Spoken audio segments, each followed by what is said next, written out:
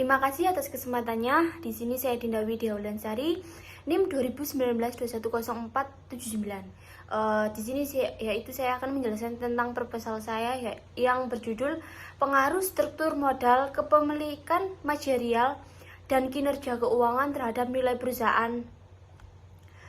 Studi pada perusahaan batubara yang terdaftar di BI. Yang pertama, bab 1 ada latar belakang. Yang kedua ada rumusan masalah. Yang ketiga ada tujuan penelitian.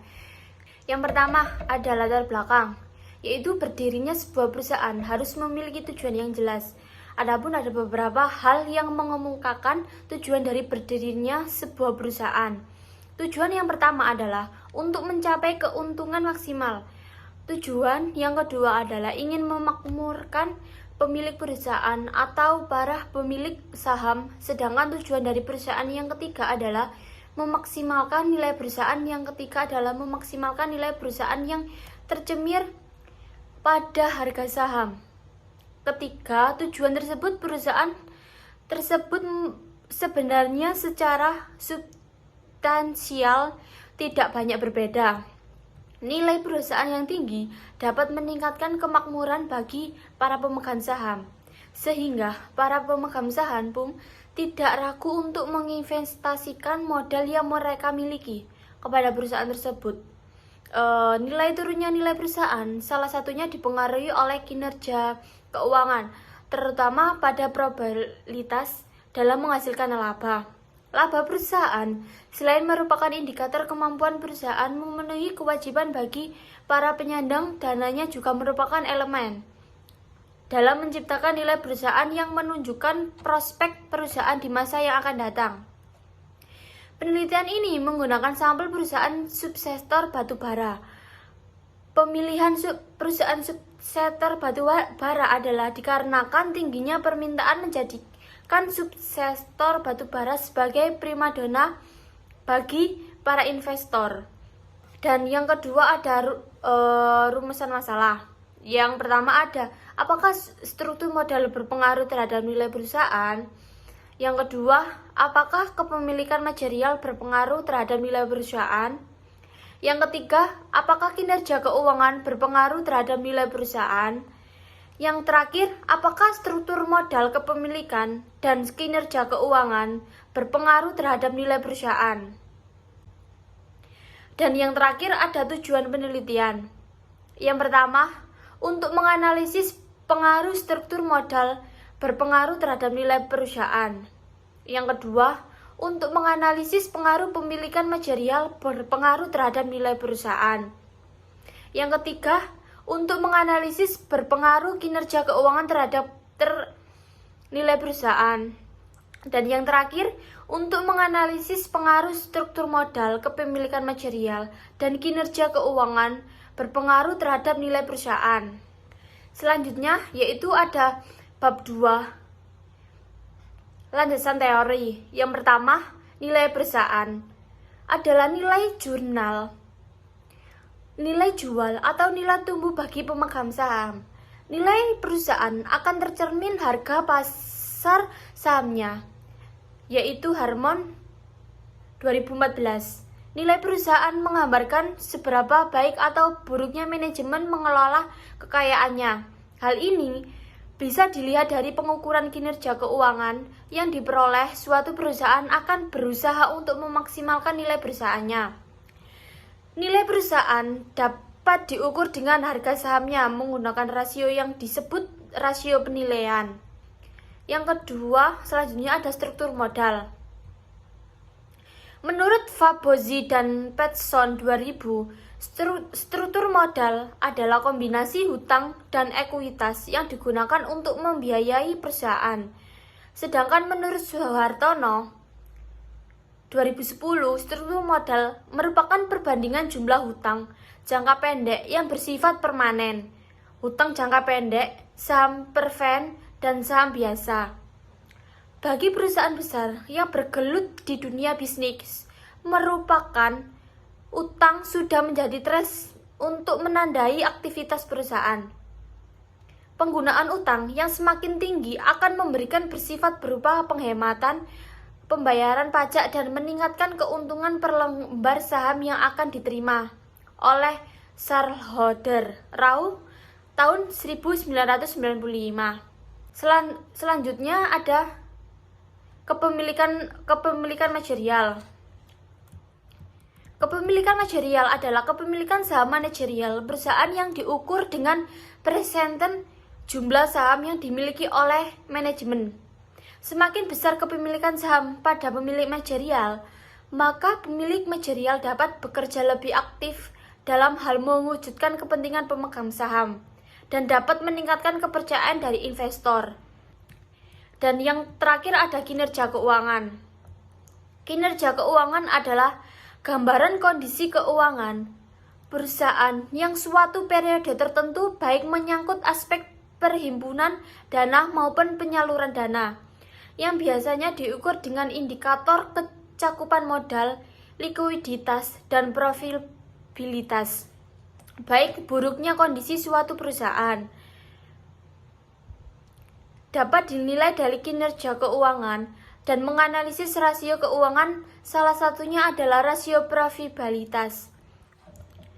Baik, selanjutnya ada kerangka pemikiran disusun dari tinjauan teroris untuk kemudian melakukan analisis dan pemecahan masalah yang dikemukakan peneliti dari latar belakang masalah, rumusan masalah, serta tujuan penelitian yang telah dikemukakan. Dapat disusun kerangka pemikiran sebagai berikut, yaitu nilai perusahaan yang mencantum struktur modal dengan X pertama, X1, kepemilikan material dengan X2 atau X2, yang terakhir ada kinerja keuangan, yaitu X3. Dan selanjutnya ada hipotesis penelitian, yaitu terdiri dari H1. H1, struktur modal berpengaruh terhadap nilai perusahaan. Yang kedua, H2, kepemilikan material berpengaruh terhadap nilai perusahaan. H3, kinerja keuangan berpengaruh terhadap nilai perusahaan.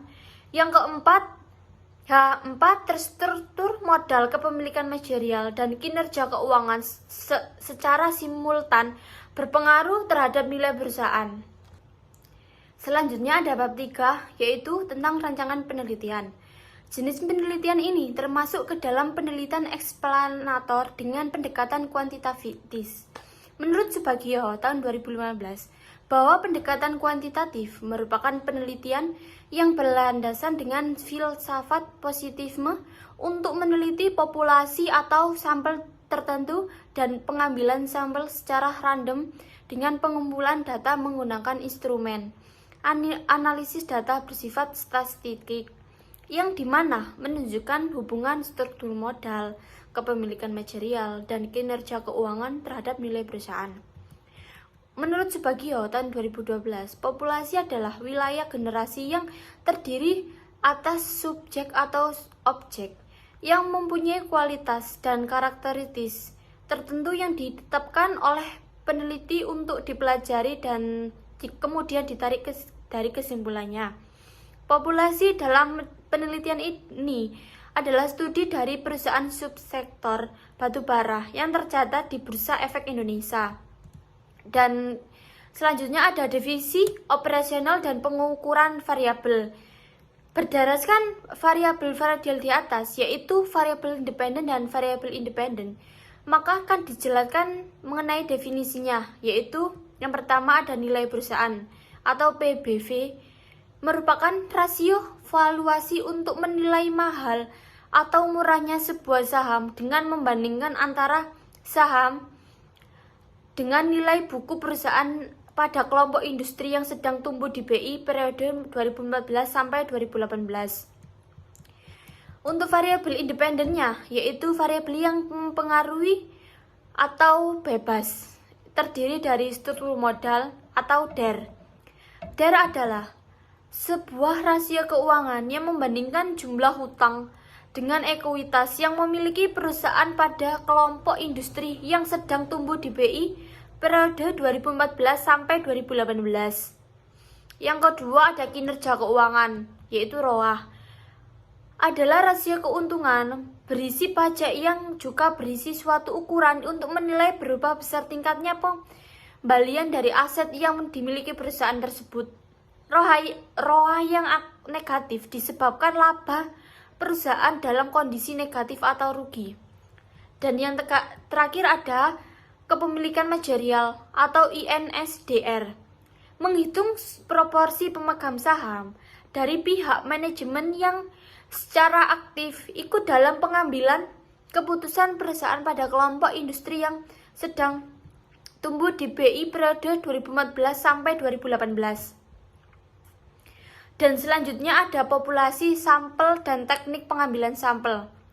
Populasi yang digunakan dalam penelitian ini adalah perusahaan subsektor batu bara yang tercatat di BI periode 2014 sampai 2018. Jumlah populasi yang digunakan adalah 24 perusahaan dan berdasarkan kriteria yang sudah disesuaikan sebelumnya didapatkan sampel berjumlah 11 perusahaan.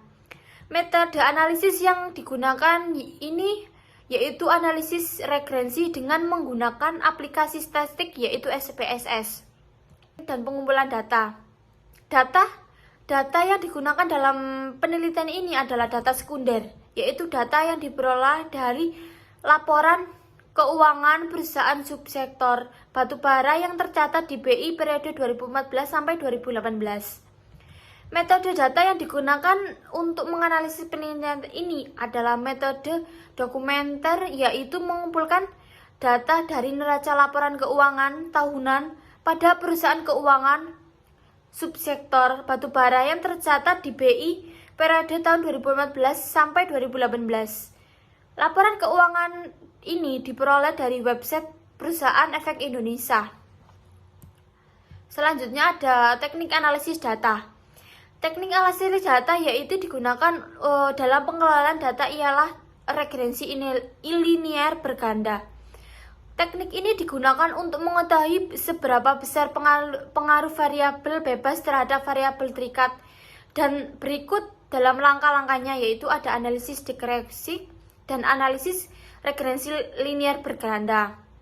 Analisis degresif digunakan untuk memberikan gambaran atau deskripsi suatu data yang dilihat dari nilai rata-rata min, nilai minimum dan nilai maksimum, dan nilai standar deviasi dari data penelitian Ghazali tahun 2016. Selanjutnya ada analisis regrensi linear berganda, yaitu dilakukan untuk mengetahui arah atau besarnya pengaruh-pengaruh variabel bebas terhadap variabel tergantung dengan menggunakan rumus regresi linear berganda. Sekian dari saya.